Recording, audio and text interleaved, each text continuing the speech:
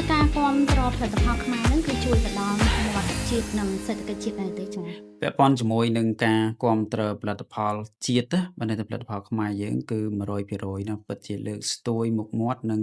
សេដ្ឋកិច្ចជាតិខ្លាំងបំផុតដោយសារអីអឺចរន្តសេដ្ឋកិច្ចវាវិលនៅក្នុង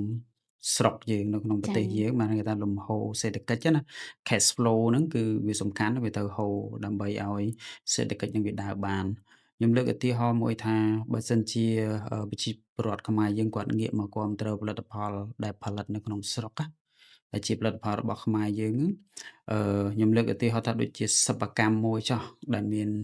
ខ្នាតបានទំហំខ្នាតមធ្យមណាឧបមាថាគាត់ផលិតទៅលើផលិតផលប្រើប្រាស់ពាក់ព័ន្ធមួយផ្នែកសុខភាពអញ្ចឹងគាត់ប្រកាសជាទៅរកប្រភពវត្ថុធាតុដើមនៅក្នុងស្រុកហើយចាជាងអាច៎ទៅតាមមូលដ្ឋានដូចជាការដាំដុះស្លឹកគ្រៃឬក៏ប្រេងប្រចាក់អីផ្សេងៗហ្នឹងវានឹងវិភាគចំណូលហ្នឹងចូលទៅដល់មូលដ្ឋានហ្នឹងគឺមានប្រជាជនដែលគាត់ជាអ្នកដាំដុះហើយនិងគាត់អ្នកផ្គត់ផ្គង់វត្ថុធាតុដើមពាក់កណ្ដាលសម្រេចហ្នឹងទៅរោងចក្រឬក៏សិប្បកម្មដែលផលិតទៅជាផលិតផលសម្រេចនៅក្នុងស្រុកហ្នឹងអញ្ចឹងសេដ្ឋកិច្ចហ្នឹងគឺបាន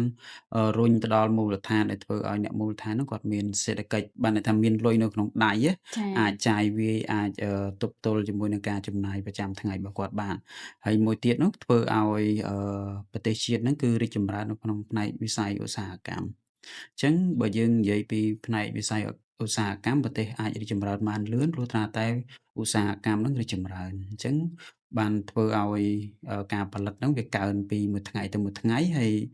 បង្កើនពីផលិតភាពនៅក្នុងការផលិតហ្នឹងអាចថាផ្គត់ផ្គង់នៅក្នុងស្រុកបានគ្រប់គ្រាន់ហើយមានលទ្ធភាពនៅក្នុងការដែលនាំចេញទៅបរទេសផងដែរចា៎